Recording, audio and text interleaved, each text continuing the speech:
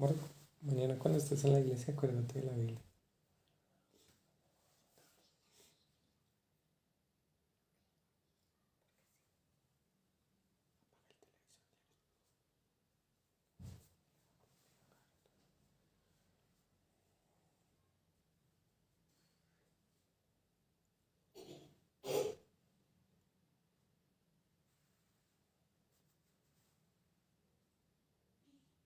¿Ya?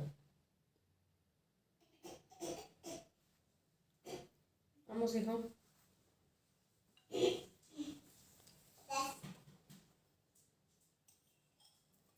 Hey.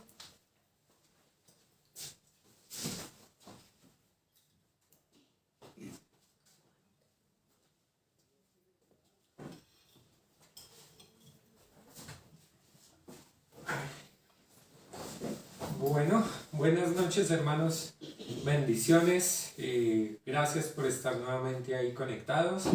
Esta noche pues vamos a estar leyendo la carta Primera de Tesalonicenses, si no estoy mal. Sí, Primera de Tesalonicenses. Entonces nada, pues tomen sus Biblias ahí mientras iniciamos, mientras las demás personitas se van uniendo. Pues tomen su Biblia, abrámosla ahí en la primera carta a los tesalonicenses. Hoy vamos a estar, bueno, estas cartas no son tan largas, esta tiene cinco capítulos, pero pues leámoslos de una vez, ¿cierto? ¿Para que nos ponemos a dejar aquí y allá capítulos por ahí volando? Entonces, espérate. Entonces, sí, le damos los 5 hoy de una vez y pues estamos haciendo como tiempo para que otras personas se unan. Hagamos un poquito de tiempo. Voy buscando acá en la Biblia de estudio la introducción a esta carta, ¿listo? Para que la tengamos también presente. Listo. Bueno, ahora sí oremos. Señor Jesús, gracias te damos, bendito Rey, por una noche más de tu presencia en este lugar, Señor, por una noche más, Dios, de tu sabiduría y de tu poder por medio de tu palabra, bendito Jesús.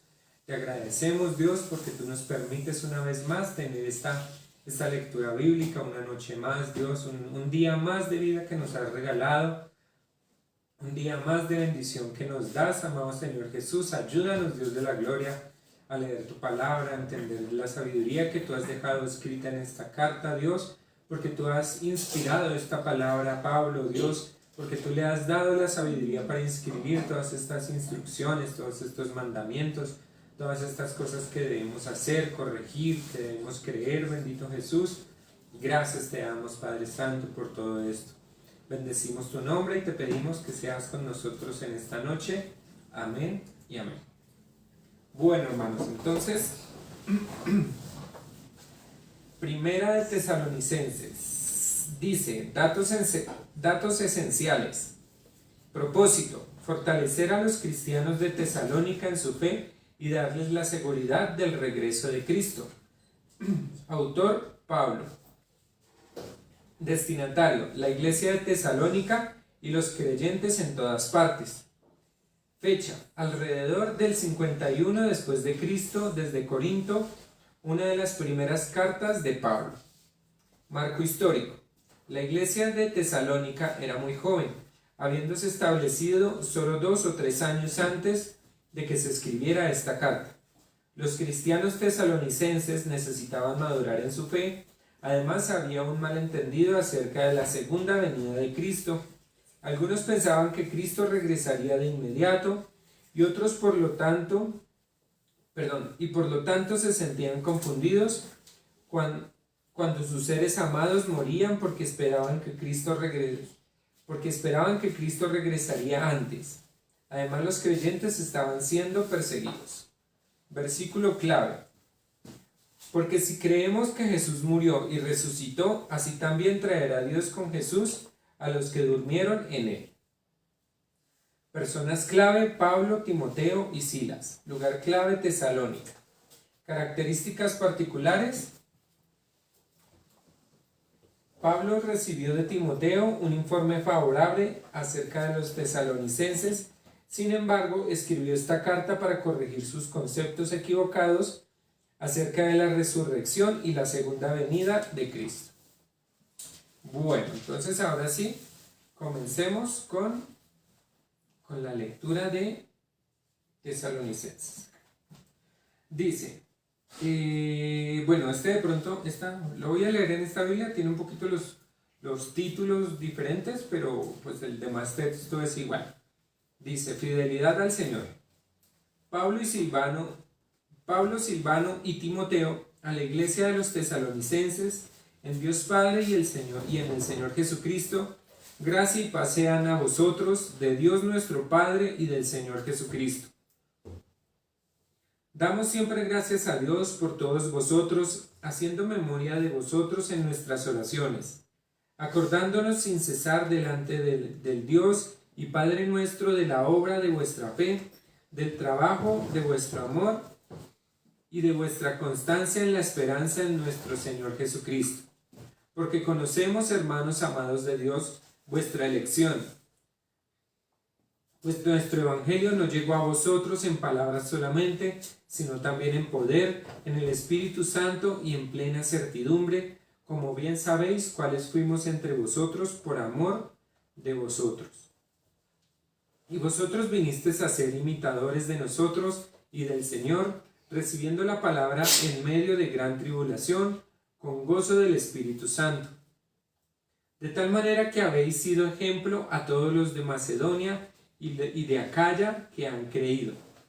Porque partiendo de vosotros ha sido divulgada la palabra del Señor, no solo en Macedonia y Acaya, sino que también en todo lugar vuestra fe en Dios se ha extendido, de modo que nosotros no tenemos necesidad de hablar nada. Porque ellos mismos cuentan de nosotros la manera en que nos recibisteis y cómo os convertisteis de los ídolos a Dios, para servir al Dios vivo y verdadero, y esperar de los cielos a su Hijo, al cual resucitó de los muertos, a Jesús, quien nos libra de la ira venidera. El ministerio de Pablo en Tesalónica. Porque vosotros mismos sabéis, hermanos, que nuestra visita a vosotros no resultó vana, pues habiendo antes padecido y sido ultrajados en Filipos, como sabéis, tuvimos de nuevo en nuestro Dios para anunciaros el Evangelio de Dios en medio de gran oposición, porque nuestra exhortación no procedió de error, ni de impureza, ni fue por engaño, sino que según fuimos aprobados por Dios para que se nos confiase el Evangelio, así hablamos. No como para agradar a los hombres, sino a Dios, que prueba nuestros corazones. Porque nunca usamos palabras lisonjeras, como sabéis, ni encubrimos la avaricia, Dios es testigo. Ni buscamos gloria de los hombres, ni de vosotros, ni de otros, aunque podíamos seros carga como apóstoles de Cristo. Antes fuimos tiernos entre vosotros como la nodriza que cuida con ternura a sus propios hijos.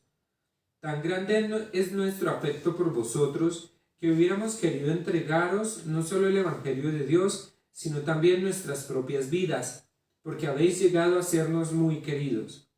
Porque os acordáis, hermanos, de nuestro trabajo y fatiga, como trabajando de noche y de día, para no ser gravosos a ninguno de vosotros, os predicamos el Evangelio de Dios. Vosotros sois testigos, y Dios también, de cuán santa, justa e irreprensiblemente nos comportamos con vosotros los creyentes. Así como también sabéis de qué modo, como el Padre a sus hijos, exhortábamos y consolábamos a cada uno de vosotros. Y os encargábamos que anduviesen como es digno de Dios, que os llamó a su reino y gloria. Por lo cual también nosotros sin cesar damos gracias a Dios, de que cuando recibisteis la palabra de Dios que oísteis de nosotros, la recibisteis no como palabra de hombres, sino según es en verdad la palabra de Dios, la cual actúa en vosotros los creyentes. Porque vosotros, hermanos, vinisteis a ser imitadores de la iglesia de Dios en Cristo Jesús que está en Judea, pues habéis padecido de los de vuestra propia nación las mismas cosas que ellas padecieron de los judíos, los cuales mataron al Señor Jesús y a sus propios profetas, y a nosotros nos expulsaron, y no agradan a Dios, y se oponen a todos los hombres, impidiéndonos hablar a los gentiles para que éstos se salven. Así colman ellos siempre la medida de sus pecados, pues vino sobre ellos la ira hasta el extremo. El deseo de Pablo de ver a los tesalonicenses. Pero nosotros, hermanos, separados de vosotros por un poco de tiempo de vista, pero no de corazón, tanto más procuramos con mucho deseo ver vuestro rostro. Por lo cual quisimos ir a vosotros. Yo, Pablo, ciertamente una y otra vez, pero Satanás nos estorbó. Porque, ¿cuál es nuestra esperanza o gozo o corona de que me gloríe? ¿No lo sois vosotros delante de nuestro Señor Jesucristo en su venida? Vosotros sois nuestra gloria y gozo.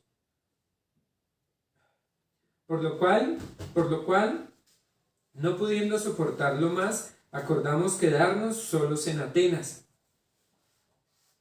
Y enviamos a Timoteo, nuestro hermano, servidor de Dios y colaborador nuestro en el Evangelio de Cristo, para confirmaros y exhortaros respecto a vuestra fe, a fin de que nadie se inquiete por estas tribulaciones, porque vosotros mismos sabéis que para esto estamos puestos.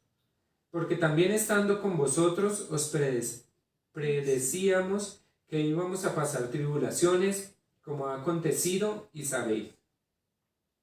Por lo cual también yo, no pudiendo soportar más, envié para informarme de vuestra fe, no sea que os hubiese tentado el tentador y de nuestro trabajo resultase en vano. Las buenas noticias de Timoteo. Pero cuando Timoteo volvió de vosotros a nosotros y nos dio buenas noticias de vuestra fe y amor, y que siempre nos recordáis con cariño, deseando vernos, como también nosotros a vosotros, por ello, hermanos, en medio de toda vuestra necesidad y aflicción, fuimos consolados de vosotros por medio de vuestra fe. Porque ahora vivimos si vosotros estáis firmes en el Señor. Por lo cual, ¿qué acción de gracias podremos dar a Dios por vosotros, por todo el gozo con que nos gozamos a causa de vosotros delante de nuestro Dios? Orando de noche y de día con gran insistencia, para que veamos vuestro rostro y completemos lo que falte a vuestra fe. Mas el mismo Dios y Padre nuestro y nuestro Señor Jesucristo dirija nuestro camino a vosotros, y el Señor os haga crecer y abundar en amor unos para con otros y para con todos, como también lo hacemos nosotros para con vosotros, para que sean afirmados vuestros corazones irreprensibles en santidad delante de nuestro Dios Padre, en la venida de nuestro Señor Jesucristo, con todos sus santos. Capítulo 4. Vivir para agradar a Dios. Por lo demás, hermanos, os rogamos y exhortamos en el Señor Jesús, que de la manera que aprendisteis de nosotros cómo os conviene conduciros y agradar a Dios, así abundéis más y más, porque ya sabéis qué instrucciones os dimos por el Señor Jesús. Pues la voluntad de Dios es vuestra santificación, que os apartéis de fornicación, que cada uno de vosotros sepa tener su propia esposa en santidad y honor, no en pasión de concupiscencia como los gentiles que no conocen a Dios. Que ninguno agravie ni engañe en nada a su hermano, porque el Señor es vengador de todo esto, como ya os hemos dicho y testificado. Pero no nos ha llamado Dios a inmundicia, sino a santificación. Así que el que desecha esto, no desecha a hombre, sino a Dios, que también nos dio su Espíritu Santo. Pero acerca del amor fraternal, no tenéis necesidad que os escriba, porque vosotros mismos habéis aprendido de Dios que os améis unos a otros. Y también lo hacéis así con todos los hermanos que están por toda Macedonia, pero os rogamos, hermanos, que abundéis en ello más y más, y que procuréis tener tranquilidad y ocuparos de vuestros negocios y trabajar con vuestras manos de la manera que os hemos mandado, a fin de que os conduzcáis honradamente para con los de afuera y no tengáis necesidad de nada. La venida del Señor. Tampoco queremos, hermanos, que ignoréis acerca de los que duermen, para que no os entristezcáis como los otros que no tienen esperanza. Porque si creemos que Jesús murió y resucitó, así también traerá Dios con Jesús a los que durmieron en él. Por lo cual os decimos esto en la palabra del Señor, que nosotros que vivimos, que habremos quedado hasta la venida del Señor, no precederemos a los que durmieron. Porque el Señor mismo, con voz de mando, con voz de arcángel y con trompeta de Dios, descenderá del cielo, y los muertos en Cristo resucitarán primero. Luego nosotros, los que vivimos, los que hayamos quedado, seremos arrebatados juntamente con ellos en las nubes para recibir al Señor en el aire, y así estaremos siempre con el Señor. Por tanto, alentaos los unos a los otros con estas palabras. Pero acerca de los tiempos y de las ocasiones, no tenéis necesidad, hermanos, de que yo os escriba, porque vosotros sabéis perfectamente que el día del Señor vendrá así como ladrón en la noche. Que cuando digan paz y seguridad, entonces vendrá sobre ellos destrucción repentina, como los dolores a la mujer encinta, y no escaparán. Mas vosotros, hermanos, no estáis en tinieblas para que aquel día os sorprenda como ladrón, porque todos vosotros sois hijos de luz e hijos del día. No somos de la noche ni de las tinieblas. Quédate quieto, ven, te sientas acá, hijo, que me desconcentras en el Santa Isabel. Siéntate acá.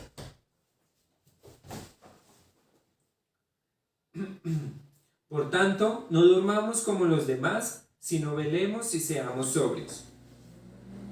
Pues los que duermen de noche duermen, y los que se embriagan de noche se embriagan. Pero nosotros, que somos del día, seamos sobrios, habiéndonos vestidos de la coraza de la fe y de amor, y con la esperanza de salvación como yelmo. Porque no nos ha puesto Dios para ira, sino para alcanzar salvación por medio de nuestro Señor Jesucristo, quien murió por nosotros, para que ya sea que velemos o que durmamos, vivamos juntamente con Él, por lo cual animaos unos a otros y edificaos unos a otros, así como lo hacéis. Instrucciones finales. Os rogamos, hermanos, que reconozcáis a los que trabajan entre vosotros y os presiden en el Señor y os amonestan,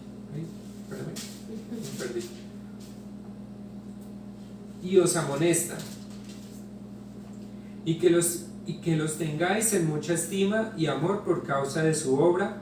Tened paz entre vosotros. También os rogamos, hermanos, que amonestéis a los ociosos, que alentéis a los de poco ánimo, que sostengáis a los débiles, que seáis pacientes para con todos. Mirad que ninguno pague a otro mal por mal, antes seguid siempre lo bueno unos para con otros y para con todos.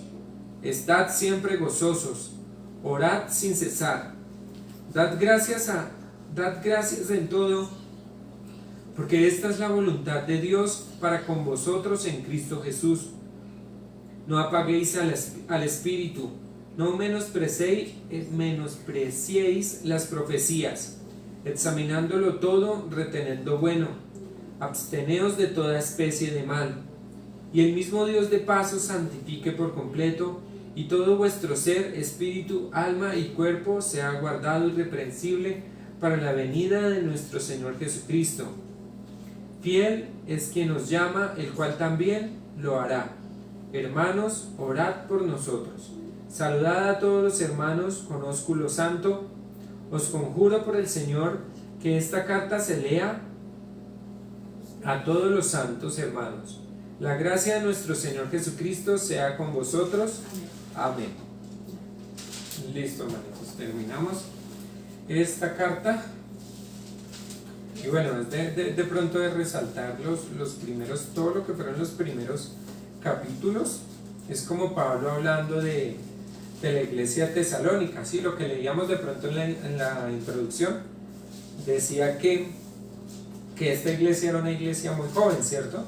Que era una iglesia muy joven que la habían fundado y que pues al cabo de, según esto lo que se escribió esta carta, 2, 3 años, pues Pablo tenía como la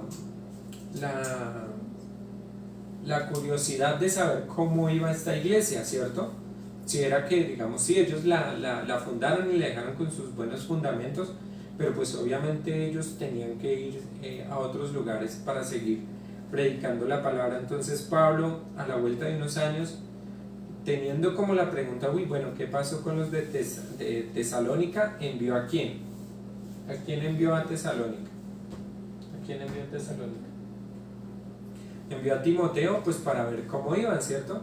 Y Timoteo de vuelta, pues dijo, no, pues que ellos van muy bien, ¿cierto? Que ellos siguen en la fe, ellos siguen perseverando. Entonces ahí Pablo pues empieza como a describir esto, que ellos eran una iglesia como de mucho amor fraternal, ¿cierto? Que ellos estaban pues que muy gozosos, que ellos seguían ahí la palabra del Señor, pero que de pronto tenían un pequeño problema, ¿cierto? ¿Y cuál era ese problema? ¿Cuál tú crees que era ese problema? Entonces dice que el problema de pronto, o no el problema de ellos, sino era pues de pronto una duda, ¿sí? Que era en cuanto a la resurrección de los muertos, ¿cierto? Entonces, ¿qué pasaba? Pues que en la iglesia tesalónica, digamos, ¿qué pasaba? Pues que en ese tiempo se predicaba Jesucristo viene pronto, Jesús viene pronto, así como sucede en estos tiempos, ¿cierto? Que nosotros 2000 años después seguimos con las mismas palabras, el Señor viene pronto, ¿cierto? Pero en ese tiempo, pues, digamos, ellos de pronto, al decir el Señor viene pronto, pues creían que iba a venir durante el transcurso de sus días. ¿Y qué pasaba? Pues que los familiares de ellos empezaban a morir, ellos mismos empezaban a morir de pronto pues al pasar el tiempo, los cristianos ya ancianos, ya enfermos, empezaban a morir, y los que se quedaban, ellos decían, no, pero pues nos predicaron que Jesús venía pronto y nada pasa. Entonces ellos empezaron con esa duda. Entonces Pablo pues les empieza a decir, les empieza a decir, porque ellos empezaban a dudar sobre la resurrección de los muertos, ¿sí? Recordemos que cuando leíamos los evangelios habían dos sectas entre los judíos, ¿cierto? Que eran los saduceos, ¿y quién más? Y los fariseos, ¿cierto? Entonces los fariseos decían que sí había resurrección, y los saduceos decían que no, que uno se moría y como que ahí ya quedaba la vaina. Pero entonces Pablo les escribe acá como recordándoles que no, que nosotros sí tenemos esa esperanza de resucitar, ¿sí? Espérenme, busco el versículo exactamente. Es que hay un versículo. Así, 4, 13 y 14 dice: tampoco queremos, hermanos, que ignoréis acerca de los que duermen, para que no os entristezcáis como los otros que no tienen esperanza. Porque si creemos que Jesús murió y resucitó, así también traerá Dios con Jesús a los que durmieron en él. Entonces ahí Pablo le está diciendo, vea, si usted creyó en el Evangelio, si usted creyó que Cristo murió por nuestros pecados, si usted cree que fue sepultado y que al tercer día resucitó, crea también que el Señor Jesucristo va a volver por nosotros y que nos va a resucitar también. Ese mismo poder de Dios que resucitó al Señor Jesucristo de entre los muertos, tiene el mismo poder para resucitarme a mí, a mi esposa, a mi mamá, bueno, a todos, ¿sí? Según hayamos creído en el Evangelio. Entonces Pablo les está diciendo, tengan fe en ese poder de Dios que estamos en el que creemos en el Evangelio. Si Dios tuvo el poder de resucitar a Jesucristo, ¿por qué no va a tener el poder de resucitarnos a nosotros, cierto? Él está diciendo, cuando Jesús regrese por nosotros, los que durmieron, acá hace referencia, los que duermen, hace referencia pues a las personas que han muerto en el cristianismo, ¿sí? Siendo creyentes. Recordemos que de pronto esto no lo habla acá, pero pues es una parte que debemos explicar. Y es que cuando una persona muere, tiene dos destinos, ¿cierto? ¿Qué dos destinos? Dos lugares a donde va a ir, donde puede ir, o el uno o el otro. Entonces, ¿un destino cuál es? El cielo y el otro el infierno. Exacto. Un destino es el cielo y el otro el infierno. No hay ningún tercer destino que el tercer destino es el purgatorio o aquí o allá, no. Según la Biblia, si uno lee la Biblia, el ser humano solamente tiene dos destinos, ¿sí?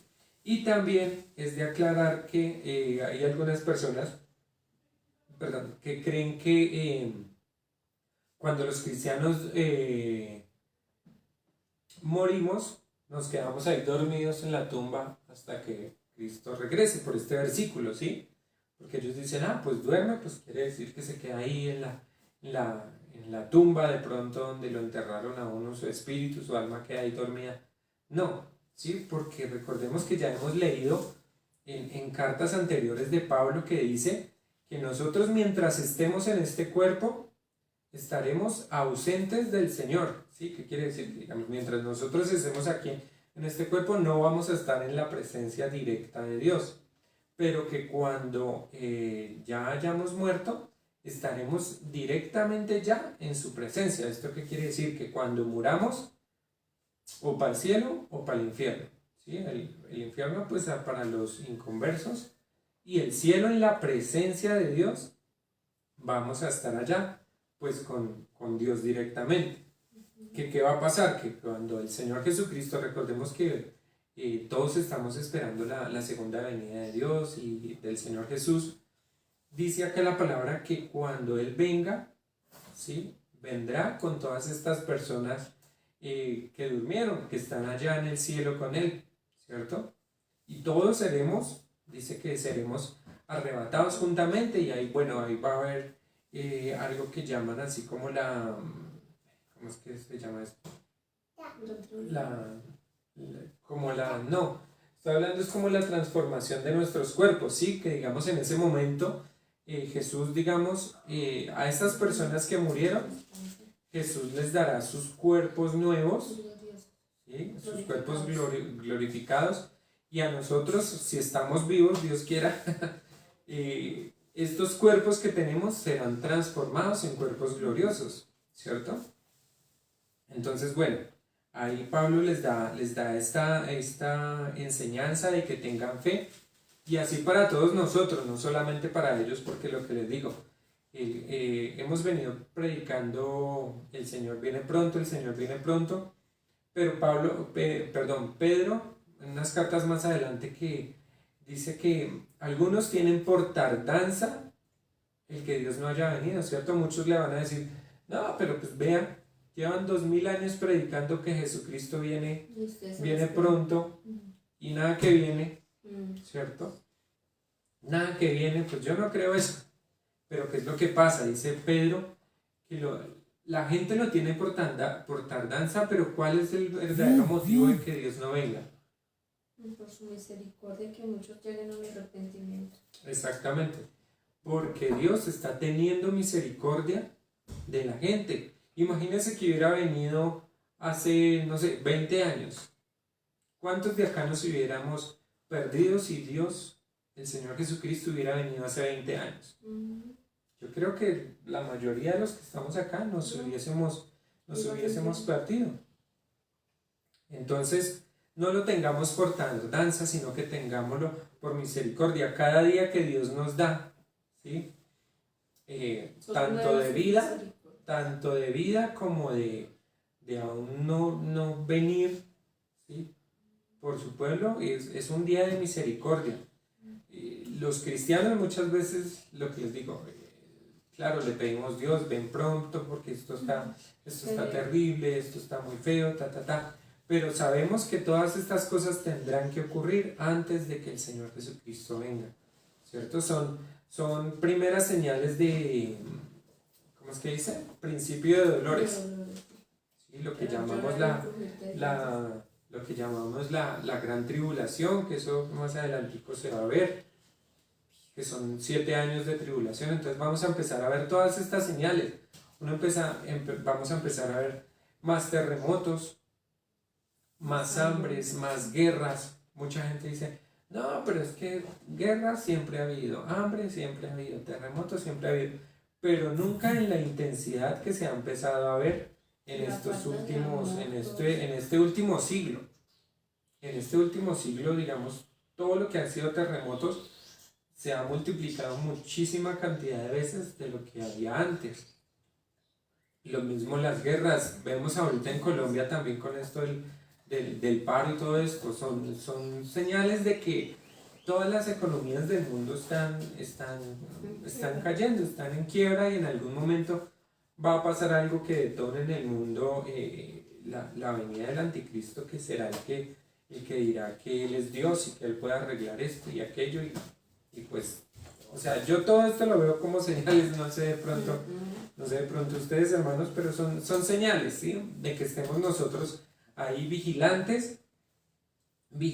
Y algo que me llamaba mucho la atención es que hay algunos cristianos que en algún momento, porque yo también lo decía, decimos, creo que es en el 5, dice el 5:2, porque vosotros sabéis perfectamente que el día del Señor vendrá así como ladrón en la noche.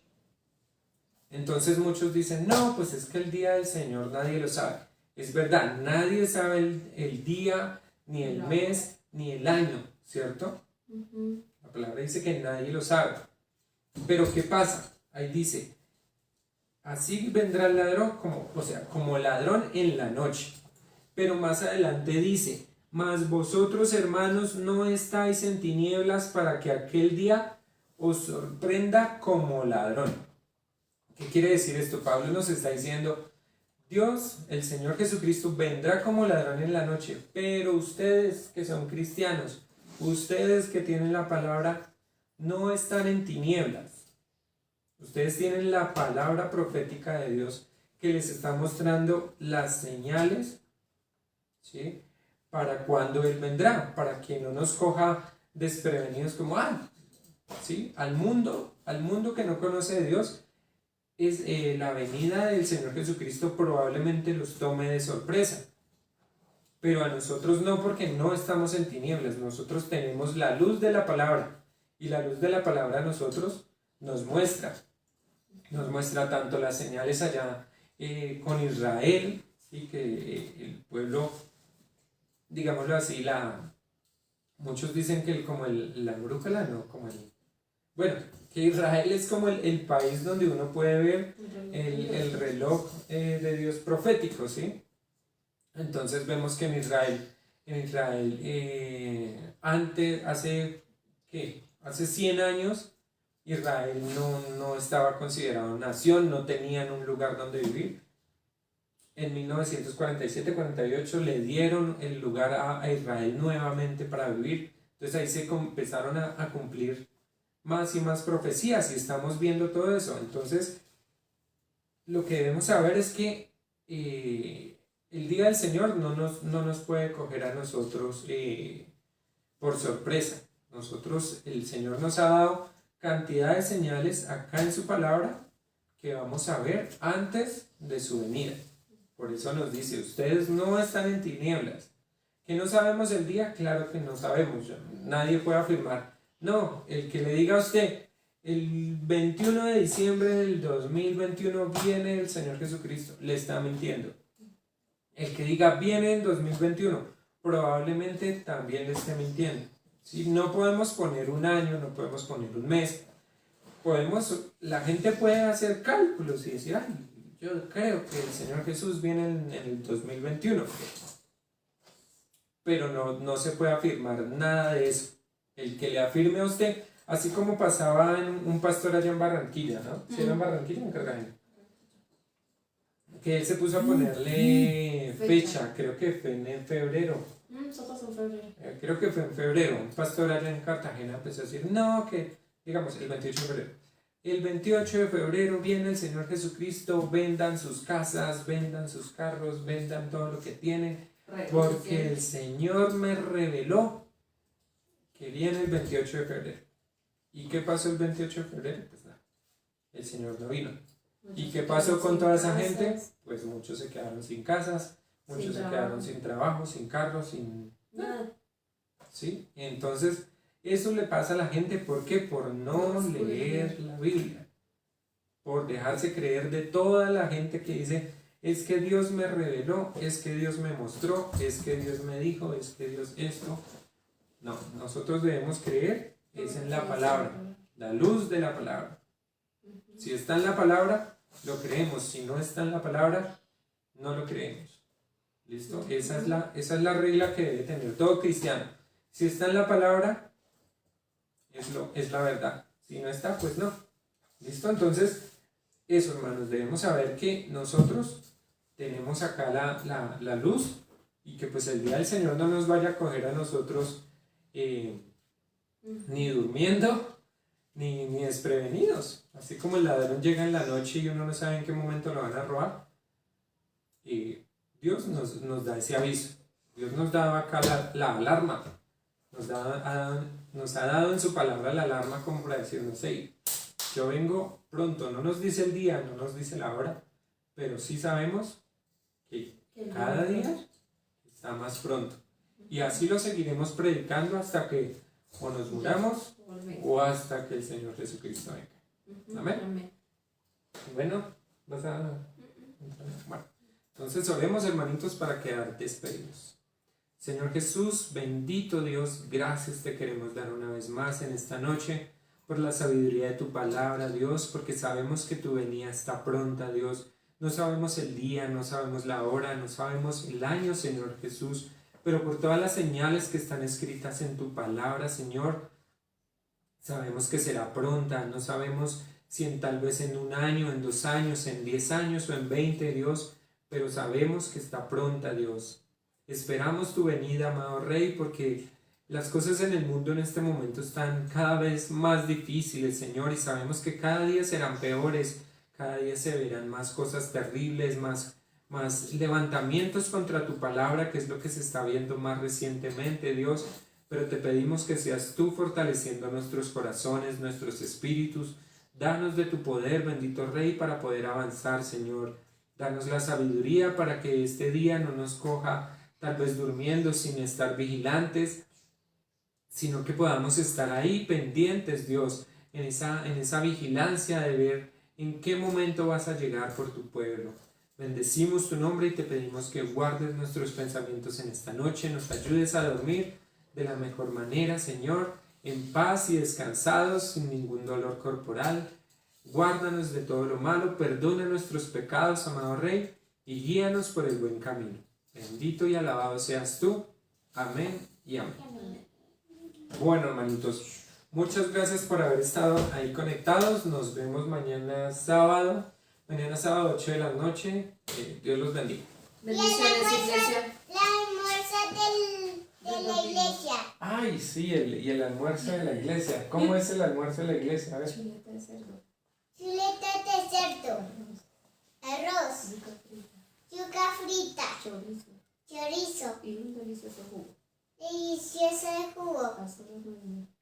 Hace a mí. 9.000. 9.000. Bueno, Dios les bendiga.